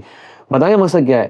پوری ایک کتاب امام زرکشی رحمہ اللہ کی کہ الاصابہ فی ما استدرکتہ عائشہ علی الصحابہ، حضرت عائشہ رضی اللہ عنہ کا دیگر صحابہ کرام پر استدراک، کہ ان تک بات پہنچی، انہوں نے یہ کہا بولا نہیں ایسے نہیں ایسے ہیں، ایسے نہیں ایسے ہیں. تو میں بتانا مقصد یہ ہے کہ صحابہ کرام بھی ایک دوسرے کی بات کو بعض مرتبہ یہ کہا کرتے تھے کہ ان کو غلطی لگی. جیسے مثال کے طور پہ آج ایک واقعہ کہیں ہو جائے، اس میں 2-3 لوگ اس میں شریک ہوں، پھر تفصیلات دونوں تینوں اپنے طور بیان کر رہے ہوں، تو آپ کسی کی تفصیلات سن کے بولیں گے جناب یہ بہرحال وہاں پہ نہیں ہوا تھا، باقی سب چیزیں ہوئی تھیں. تو اسی طرح وہ صحابہ کرام بھی جب ساتھ رہا کرتے تھے تو ایک دوسرے کی بات کو ایک دوسرے کے پر اس طرح. تو خیر صحابہ کرام سب کے سب دیانت دار ہیں، یہ ہمارا عقیدہ ہے. عدول، عدالت اور چیز ہے، ضبط اور چیز ہے. ضبط ہوتا ہے حافظہ، وہ حافظہ تو ایک صلاحیت کا نام ہے نا، وہ کوئی تقدس والی ایسی چیز نہیں ہے کہ ہم بولیں چونکہ وہ صحابی بن گیا تو اس کا اب کچھ بھولے گا نہیں، یہ لازم ملزوم نہیں ہے.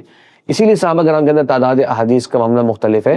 اسی لیے صحابہ کرام میں جس کو جتنی احادیث پتہ تھیں اس نے ہی وہ آگے بیان کرتا تھا. حتیٰ کہ میں آخری پوائنٹ بتانا چاہوں گا، بڑا اہم پوائنٹ ہے کہ صحابہ کرام کی بہت بڑی عظمت ہے کہ حتیٰ کہ جنگ کے موقع پر بھی کہیں بھی آپ سوچیں نا، آج اگر 2 جنگ ہو جائے، ہر پارٹی کوشش کرتی ہے کہ اپنی سپورٹ کے اندر بہت سارے دلائل لے آئے. صحابہ کرام نے یہ کام نہیں کیا. یعنی حضرت علی رضی اللہ عنہ اور معاویہ رضی اللہ عنہ کے درمیان میں جو معاملہ جنگ تک پہنچے، ایسا نہیں ہوا کہ یہ لوگ سارے حضرت معاویہ کی احادیث سنا رہے ہیں فضل کے اندر اور احادیث گھڑی آ رہی ہیں اور وہ لوگ ساری احادیث گڑھ گڑھ کے سنا رہے. نہیں، جو ہے وہ ہے. کسی نے اس جنگ کو ایک طرفہ درست اور ایک طرفہ غلط نہیں قرار دیا اس وجہ سے کہ بھائی ہمارے پاس تو حدیثیں موجود ہیں. تو خلاصہ یہ کہ صحابہ کے زمانے میں جھوٹ نہیں تھا، یہ ہمارا مطلب ہے عدالت صحابہ کا. آپ صلی اللہ علیہ وسلم نے حجۃ الوداع کے موقع پر یہ جملہ کہا، فَلْيُبَلِّغِ الشَّاهِدُ الْغَائِبَ. آج جو یہاں موجود ہے نا ان تک پہنچا دے جو یہاں موجود نہیں ہے. تو معلوم ہوا کہ اللہ کے رسول صلی اللہ علیہ وسلم ان سب پر اطمینان کا اظہار کیا کہ یہ سارے میری نسبت سے کوئی جھوٹ نہیں بولیں گے. جھوٹ کی ضرورت بہرحال وہ بعد میں آئی، اگر ہمارا آخر میں جملہ اس کے بارے میں ٹائم بچتا ہے تو ہم بات کر لیتے کہ جھوٹ کہاں سے حدیث کے اندر آیا. تو خیر ہم خلاصہ یہی ہے کہ صحابہ کا نام تمام کے تمام عدول ہے، دیانت دار ہے، امانت دار ہے، اور جھوٹ ویسے بھی صحابہ کے نام میں نہیں تھا.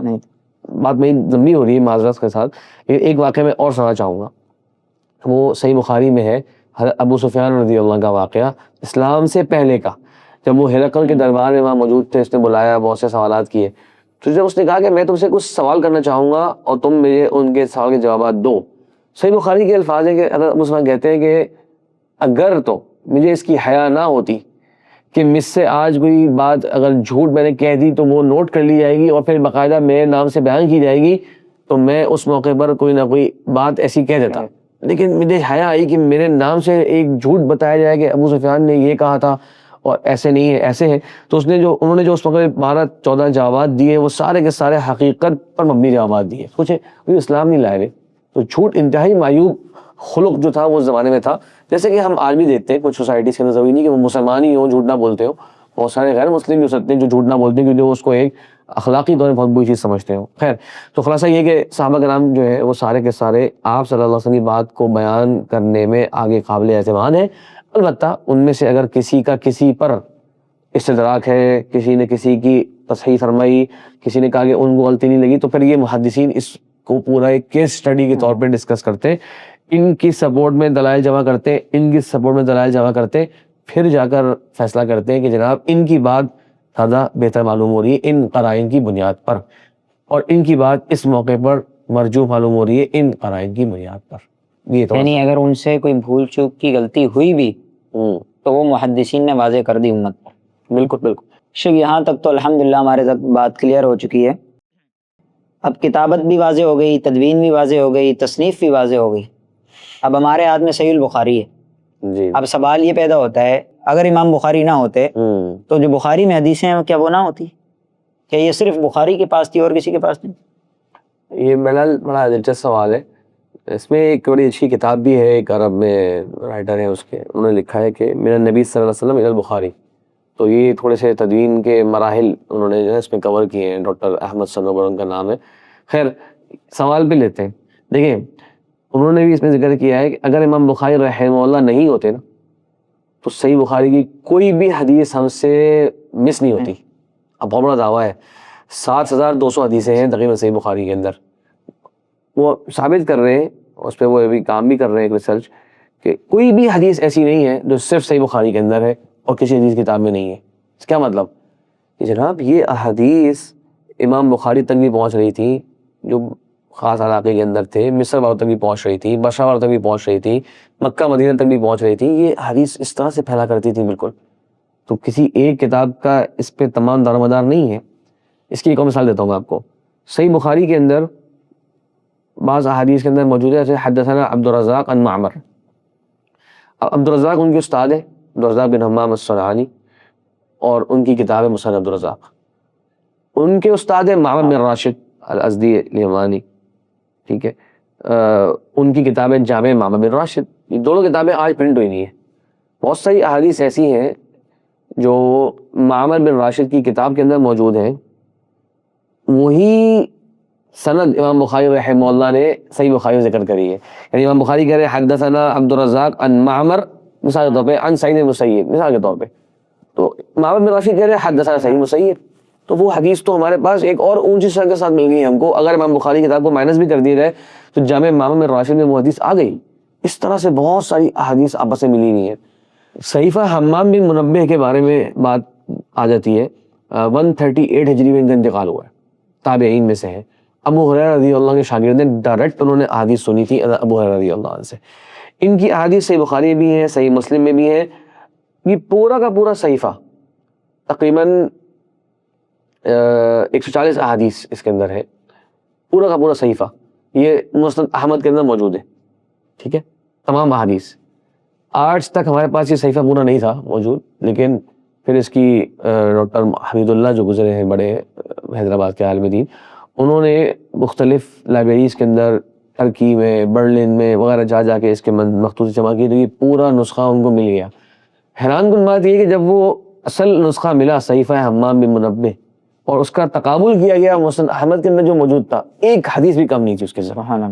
تو یہ ہم بات کر رہے ہیں کہ یہ اگر نہیں ہے بالفرض, لوگ کہیں جی صحیفہ حمام بن منبہ کہاں چلا گیا, مسئلہ ہی نہیں ہے, وہ پورا کا پورا موجود ہے. اور یہ وجہ بنی بہت سے صحابہ کرام کے صحیفوں کی آج نہ ہونے کی, کہ جب وہ احادیث بہت بڑے بڑے ذخیرہ حدیث کے اندر دمج ہو گئی, مرج ہو گئی, تو اب ان کی اتنی افادت نہیں رہی. جب کہ وہ حدیثی کتابیں نہیں تھیں تب اتنی ان کی افادت تھی. تو یہ ماننا جاننا جو ہے بہت ضروری. تو خلاصہ یہ ہے کہ ہمارا دعویٰ یہ ہے کہ اگر امام بخاری رحمہ اللہ کے آپ اساتذہ کو دیکھیں تو اس کے اندر آپ کو کچھ کتابوں والے مل جائیں گے, تو اس کتاب میں وہ حدیث مل جائے گی آپ کو. اور کتابوں والے اگر نہیں ہیں تو ان سے روایت کرنے والے امام بخاری کے اور اساتذہ یا امام بخاری کے علاوہ اور لوگ بھی ہیں. ایک پوائنٹ اور, ایک حدیث کی کتابیں ہوتی ہیں المستخرج کے عنوان سے. مستخرج کیا ہے؟ وہی سیم سند جو امام بخاری کے پاس ہے وہ ان کے استادوں کے ذریعے پہنچ رہی ہے آپ صلی اللہ علیہ وسلم سے تک. یہ ایک اور رائٹر آتے ہیں, وہ کہتے ہیں یہی حدیث میرے پاس بھی اس صحابی کے پاس تک پہنچ رہی ہے لیکن کسی اور سند سے ہے, میری سند سے. تو جناب وہ اس حدیث کو بیان کرتا ہے اپنی سند سے, تیسرا بیان کرتا ہے اپنی سند سے. یہ کیا ہو رہا ہے؟ یہ صحیح بخاری کی حدیث کی سندوں کو مزید سپورٹ مل رہی ہے. 4 5 6 10 100 کم از کم طرق آج کا مل جاتے ہیں. تو امام بخاری کا کمال کیا ہوا؟ امام بخاری کا کمال یہ ہوا کہ انہوں نے ایک صحیح ترین چین آف نریشن کا انتخاب کر کے اپنی کتاب میں جگہ دی اس کو, ورنہ یہ سندیں اور بھی موجود تھی زمان میں. تو خلاصہ یہ کہ اگر کوئی ایک مصنف کو اگر ہم ہٹا دیں تو اللہ کے نبی صلی اللہ علیہ وسلم کی احادیث پھر بھی محفوظ ہیں. امام بخاری رحمہ اللہ کو اللہ تعالیٰ نے ایک خاص مقام مرتبہ اس لیے دیا کہ انہوں نے صحت کا جو ایک اہتمام کیا, اس کے نتیجے میں اللہ تعالیٰ نے بڑا ان کو مقام دیا. کچھ لوگ یہ بھی پھر ہو سکتا ہے بیان کریں کہ جناب صحیح بخاری کی تو بعض احادیث پر انتقاد ہو گیا, جو امام دارقطنی کی کتاب ہے التتبع. پہلی بات تو یہ کہ یاد رکھ لیجیے گا, التتبع کا مطلب انتقاد نہیں ہے. تتبع کا مطلب یہ ہے کہ وہ ایک ایک حدیث کو آپ کے پیچھے چیک کر رہے ہیں. آپ سوچیں امام بخاری کی 7,200 احادیث کو جب امام دارقطنی نے سب کو چیک کرنے کے بعد صرف 100 احادیث کے اوپر کچھ عرض کیا ہے, تو یہ امام بخاری کا مقام کم ہوا ہے بڑا ہے کہ وہ 1% بھی نہیں بنتی 100 میں سے.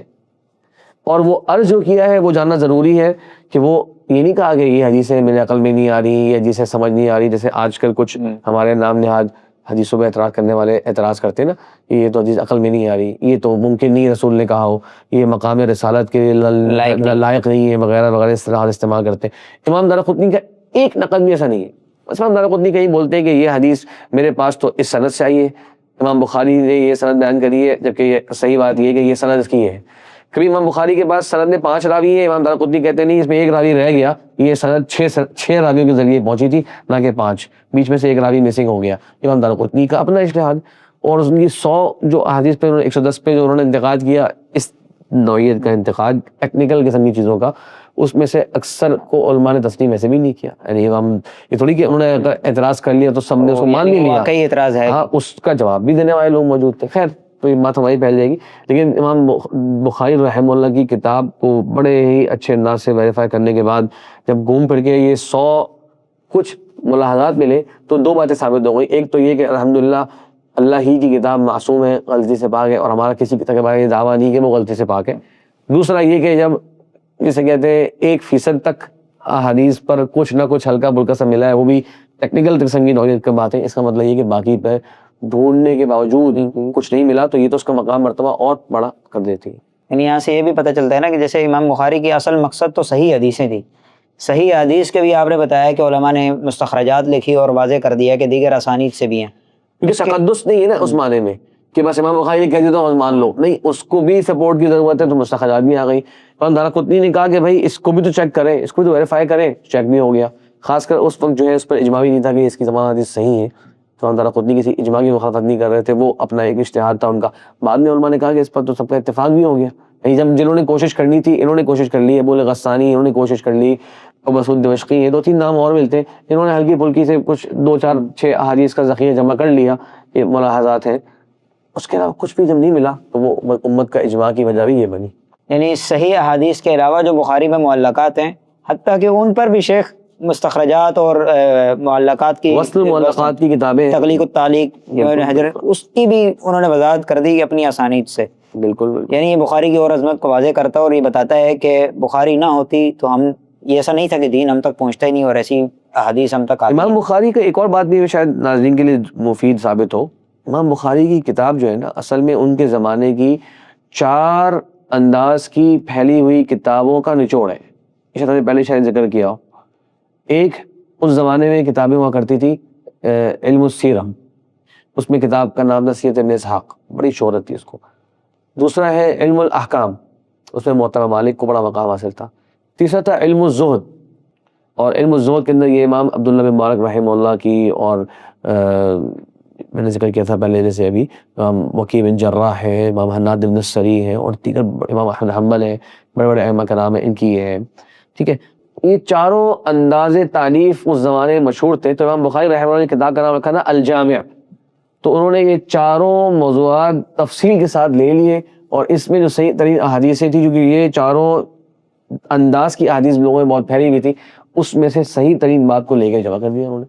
تو وہ اس وقت کی ایک بہت بڑی آپ کہہ لیں کہ حاجت کو پورا کیا، اور وہ احادیث پہلے سے موجود تھی لوگوں میں، مختلف کتابوں کے ذریعے موجود تھی، مختلف عناوین کے تحت موجود تھی. تو امام بخاری رحمہ اللہ تو گویا ان کو ایک نئی شکل دی. تو امام بخاری کی کتاب کو بھی آپ کہہ لیں کہ ایک فطری تسلسل کا نتیجہ ہی قرار دے سکتے ہیں ہم لوگ. کوئی اس میں اچنبے کی بات نہیں کہ بخاری کہاں سے آ گئی. وہ اس وقت کی جو چیزیں موجود تھیں ان کو ایک مرتب کرنا ایک خاص انداز میں ان 4 عناوین پر، اور پھر اس میں صحیح ترین حدیث کا انتخاب کر لینا. شیخ اس کے بعد آخری ایک یہ سوال بن جاتا ہے کہ جب فتنے ظاہر ہوئے سیاسی اعتبار سے، فرقے بن گئے، وضع حدیث اور من گھڑت حدیث کی کثرت ہو گئی، کیا ان چیزوں کی وجہ سے بھی کیا حدیث کی حفاظت پر، تدوین حدیث پر اثر پڑا؟ دیکھیں اس میں یوں ہم کہہ سکتے ہیں کہ یہ جو فتنوں کا ایک ٹائم آیا ہے اس کی وجہ سے کچھ مزید احتیاطات جو ہیں سنت کے اندر شامل ہو گئے، اور یہ اللہ تعالیٰ کی حکمت ہے. تو سب چیزیں اچھی چل رہی ہوتی ہیں تو آپ اس طرح سے احتیاط نہیں ہوتے ہیں، لیکن جب بدعات اور نظریات آنا شروع ہوئے، خاص کر تو عثمان غنی رضی اللہ قتل کا جو واقعہ ہوتا ہے، تو اس میں مطلب معلوم ہے کہ آپ کے خط کو تبدیل کیا گیا، تو وہ گویا کہ ایک جھوٹ اور ایک سیاسی مقاصد کو حاصل کرنے کے لیے غلط بیانی کا ایک آغاز وہاں سے جو ہے وہ ہو رہا ہے، اور ایک فتنہ باقاعدہ کھڑا کر دیا گیا، اور یہ خوارج کا پورا ظہور ہوا. اس کے بعد حضرت علی کے زمانے کے اندر ہم دیکھتے ہیں کہ منہ پر ایک روافظ کا ایک وجود نظر آتا ہے، اور اس میں ان کا سپورٹ، اچھا جب ان کی شہادت ہو جاتی ہے اس کے بعد تاکہ کسی طریقے سے ہر چیز یہیں پر رہے کوفہ اور اس کے اطراف میں کہیں اور نہ جائے، جب چلی گئی تو پھر اس کے اندر ادھر سپورٹ نے بہت سے فضائل اور ادھر والوں کے بارے میں مذمت کی باتیں. تو یہ اہل علم نے نوٹ کرنا شروع کیا نا, تو ہم یہ کہہ سکتے ہیں کہ پھر سنت کے اوپر مختلف چیک لگا دیے گئے کہ جناب اب حدیث نارمل انداز سے قبول نہیں کی جائے گی پہلے کی طرح کہ بس صحابی رسول ہیں اور تابعی ہیں, بڑے نیک سیرت ہیں اور کچھ بھی ان کا پرابلم ہی نہیں ہے. نہیں, اب مختلف قسم کے ایجنڈے کچھ لوگوں نے اپنانا شروع کر دیے ہیں, تو اب احتیاط بھی ہوگی.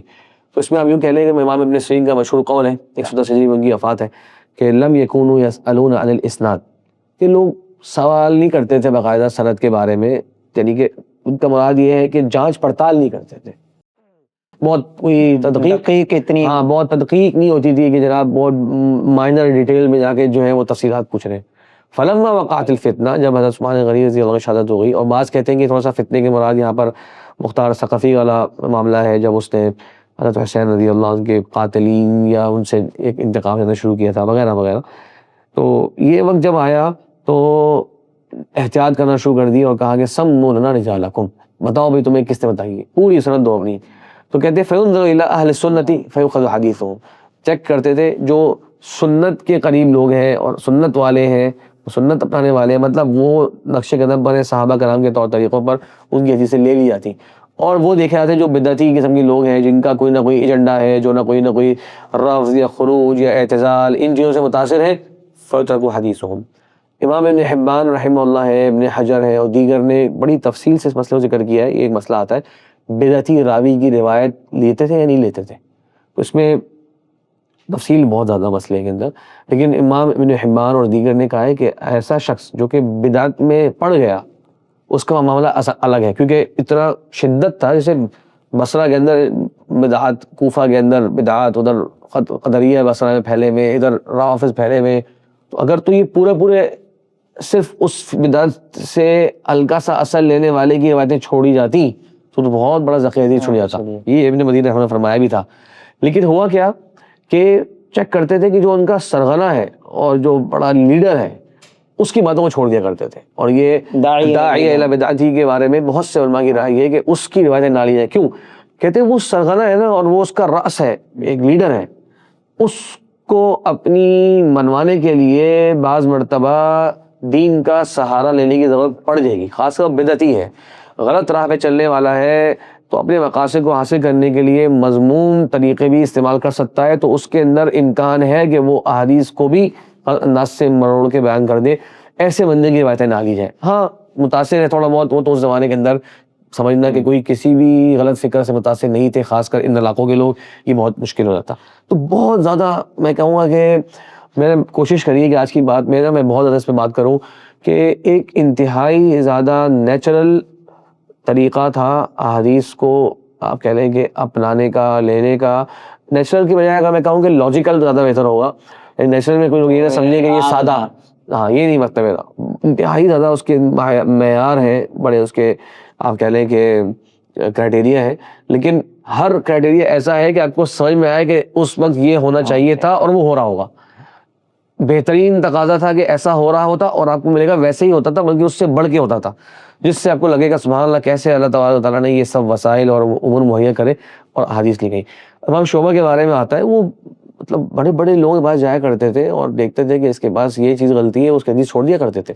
ابان ابن ابی عیاش بڑے مشہور قاری ہیں, مقرئ ہیں, ان سے انہوں نے حدیث پہ ان سے پوچھے حدیث, انہوں نے جواب میں کچھ وضاحت لگا کہ صحیح نہیں بتا رہے, تو ان کے بارے میں کہہ دیا کہ اس سے حدیث نہیں جائے گی, کسی کی پرواہ نہیں کرتے تھے. امام علی مدینی رحمہ اللہ جو ہے, ان سے سوال ہوا ان کے بھائی کے بارے میں, تو انہوں نے کہا کہ لا تأخذوا علی اخی, میرے بھائی سے روایت نہ لو, فإنه ضعیف, اپنے بھائی کے بارے میں جو کرتے ہیں وہ ضعیف ہے. امام وکیع بن جراح, ان کے جو والد ہیں جراح بن ملیح ہے, ان کے بارے میں ان سے سوال ہوا, تو امام وکیع نے اپنا سر جھکا لیا اور کہا کہ والدی ضعیف, یہ میرے والد جو ہے حدیث میں ضعیف ہے. تو جناب اہل بدعت کے حوالے سے قواعد تو اور چیزیں میں نے کہا کہ وہ تو اپنے گھر کے لوگوں کے بارے میں کسی قسم نرمی نہیں دکھائی انہوں نے, تو بدعتیوں لوگ کے بارے میں تو بڑی احتیاط کی گئی ہے. تو خلاصہ یہ ہے کہ بدعتیوں کے بدعت تو پھر دوسرا معاملہ محدثین کے بارے میں آتا ہے, وہ اگر کسی جانور کے ساتھ اس کو دھوکہ دیتے کھانے کا اور اس سے بھی حدیث نہ لیتے, خلاف مروت تھوڑا سے اس چیز تو بڑی احتیاط کی گئی ہے. اور بدعتیوں کے بارے میں ہم یہ سمجھ سکتے ہیں کہ الحمدللہ اگر تو وہ سچا ہے اور وہ اپنی بدعت کے اندر امامت کے درجے پر نہیں پہنچا ہوا، بہت بڑا لیڈر نہیں بنا ہوا، تو ان کی احادیث کثرت کے ساتھ ہمارے ذخیرہ حدیث کے اندر موجود ہے، کیونکہ آپ صلی اللہ علیہ وسلم کی حدیث کو آگے پہنچانے کے معاملے کے اندر اگر ثابت ہو رہا ہے کہ وہ جھوٹ نہیں بول رہا نا، تو بس یہاں پر حدیث کو آگے پہنچانا اصل مقصد تھا۔ جہاں امکان پیدا ہوا کہ یہ جھوٹ بول سکتا ہے، جیسے کہ وہ لیڈر اگر ہے، تو وہاں پہ محدثین نے احتیاط کری ہے، یہ ایک اوپینین ہے۔ دوسرا اوپینین یہ بھی ہے کہ چلو جیسے امام بخاری رحمہ اللہ نے بعض جو لیڈرز ہیں ان کی بھی حدیثیں لی ہیں، لیکن ہم کہہ سکتے ہیں کہ وہ حدیثیں اوروں کے پاس بھی تھیں، امام بخاری کے پاس اپنے اساتذہ کے ذریعے، انہی کے ذریعے ان کو ملی ہیں۔ شیخ الحمدللہ یہاں تک تو ہمارا یہ سفر جاری رہا۔ آخر میں شیخ آپ ہم جیسے طلباء کے لیے کیا نصیحت کریں گے کہ اتنے شکوک و شبہات کا دور ہے، کوئی تاریخ تدوین پر اعتراض کرتا ہے، کوئی حدیث کی حجیت پر، کوئی کس طرح حدیث پر اعتراضات ہے۔ ان شبہات کے اتنے بڑے دور کے اندر ہم طلباء کیسے اپنے آپ کو حفاظت رکھیں، کیا طریقے استعمال کریں، اور ان کتب کو پڑھ کر اور کن لوگوں کے افکار سے بچ کر ہم محفوظ رہ سکتے ہیں؟ دیکھیے، دفاع حدیث تو ایک بہت بڑا موضوع ہے، اور اس میں حدیث کی مختلف جوانب اس میں آ جاتے ہیں۔ ظاہر ہے ہماری گفتگو زیادہ تر آج جو ہوئی ہے وہ تدوین کے تعلق سے ہوئی ہے۔ انشاءاللہ اگر اللہ نے موقع دیا تو ہم مزید جو حدیث کے معاملات ہیں اس پہ بات بھی کریں گے انشاءاللہ، لیکن جہاں تک تعلق ہے تدوین کا نا، تو یہ طالب علم کے لیے ضروری ہے کہ وہ علم و تاریخ حدیث کا اچھا مطالعہ کرے، اور تاریخ السنہ جسے ہم کہتے ہیں، تدوین السنہ جیسے ہم لوگ کہتے ہیں، اور اس میں بہت اچھی اچھی کتابیں ہیں۔ الحدیث المحدثون کے نام سے محمد الخولی کتاب ہے، اور اسی طریقے سے ایک رسالہ فی التدوین کے نام سے ہے، امام قطانی جو گزرے ہیں مغربی بڑے عالم دین، ان کا اس پہ بڑا اچھا کام ہے اس کے اندر۔ اور کورس کی بھی کچھ کتابیں ہیں جو کہ مدارسوں کے اندر رائج ہیں، ان میں سے بڑی اچھی کتاب ہے وہ سنہ مکانتها فی التشریح اسلامی، مصطفیٰ حسن صباحی رحمہ اللہ کی۔ تو آپ کہہ لیں کہ اس میں مستشرقین کے شبہات وغیرہ کا کافی اچھا انہوں نے جواب دیا ہوا ہے، خاص کر حضرت ابو ہریرہ، حضرت امام زہری اور امام طبری اور ذخیرہ حدیث سے متعلقہ جو لوگوں کے ذہن میں ڈاؤٹس آتے ہیں، اچھا انہوں نے اس کو آپ کہہ لیں کہ رد کیا ہے۔ تو اس طرح کی جتنی بھی مفید کتابیں ہیں، اگر ہم انشاءاللہ ان کو مطالعے میں رکھیں تو فائدہ ہوگا۔ اور یہ روات کی جو زندگی ہے اس کو پڑھنا چاہیے، یعنی امام شعبہ، سیر اعلام النبلاء سے آپ امام شعبہ کو اگر پڑھیں، اور امام ابو حاتم کو پڑھیں، امام یحییٰ بن معین کو پڑھیں، علی مدینی، امام بخاری، ان کی زندگی کو پڑھیں نا، تو آپ کو اندازہ ہوگا کہ یہ کتنے زیادہ ذہین اور فطین اور بڑے معاملہ فہم اور بڑے دقیق نظر والے لوگ تھے۔ تو انشاءاللہ پھر ان کی سیرت کو جب پڑھنے سے نا، ان کی آپ کہہ لیں کہ کچھ طور طریقوں کا اندازہ ہوتا ہے، اور طور طریقوں کا اندازہ آپ کو ہو جائے اور آپ اس کو لوگوں کو بیان کر دیں اس طرح سے کہ وہ لوگوں کو سمجھ میں آ جائے کہ یہ علم حدیث کی جو ہم تک پہنچی ہے یہ اتنی زیادہ اہم ہے، اور پھر ظاہر سی بات ہے پھر اس کی عملی پہلوؤں کو واضح کیا جائے کہ حدیث کے اندر ہر مسائل کا حل ہمارا بیان کیا گیا ہے۔ حدیث کے اندر ہمارے گھریلو مسائل، ہمارے معاشرتی مسائل، مالی مسائل، ان سب کے بارے میں گائیڈ لائن موجود ہیں۔ اگر ہم ان تمام تعلیمات کو معاشرے سے ہٹا دیں تو یہ معاشرے ہمارے رہنے کے قابل نہ رہے۔ اور ان تعلیمات کی برکتیں ہوتی تھیں کہ مسلمان جو ہے وہ 700 سال تک کس طرح دنیا کے اندر ان کا لوہا منوایا گیا، اور کس طرح سے بنو امیہ کے زمانے کے بعد، پھر بنو عباسیہ کے زمانے کے بعد تک بھی مسلمان دنیا کے اندر پھیلتے گئے، پھولتے گئے، کیونکہ یہ علم تھا جس کے اوپر وہ فخر کرتے تھے، وہ ناز کرتے تھے، اور اس زمانے کے اندر مسلمانوں کو دیکھا ہی اس طرح جاتا تھا کہ یار یہ ان کے پاس کیا علم ہے، کیا زندگی ہے۔ تو ہم اس کو ان کے عظمت کے پہلوؤں کو بھی آگے رکھتے ہوئے جب لوگوں کے سامنے چلا جائیں گے نا، تو وہ پھر جو ڈاؤٹ والے لوگ ہیں وہ خود ان کی بات پیچھے ہٹ جائے گی، اور افادیت جب واضح ہوگی تو انشاءاللہ پھر اس کی آپ کہہ لیں کہ اس کی تعظیم بھی دل میں انشاءاللہ آہستہ آہستہ آنا شروع ہو جائے گی۔ واللہ اعلم۔ تو شیخ محترم آپ کا بہت شکریہ، اللہ تعالیٰ آپ کو جزائے خیر عطا فرمائے کہ آپ نے اس اہم علمی موضوع کے اوپر ہمارے ناظرین کی رہنمائی فرمائی، اور عوام الناس کے اندر جو فتنے اور شبہات اور جو اعتراضات حدیث سے تدوین حدیث کے ادوار کے متعلق تھے ان کے ہم نے کوشش کی کہ جواب دیں۔ جزاکم اللہ خیر و احسن الجزاء، اللہ تعالیٰ آپ کو جزائے خیر دے، اللہ تعالیٰ آپ کے علم و عمل اور زندگی میں برکتیں عطا فرمائے۔ ناظرین اسی کے ساتھ ہم اجازت چاہتے ہیں، انشاءاللہ العزیز ایک نئی کڑی، ایک نئی گفتگو کے ساتھ اور ایک نئے موضوع کے ساتھ آپ احباب کے سامنے ایک نئی نشست میں حاضر ہوں گے۔ تب تک کے لیے السلام علیکم ورحمۃ اللہ وبرکاتہ۔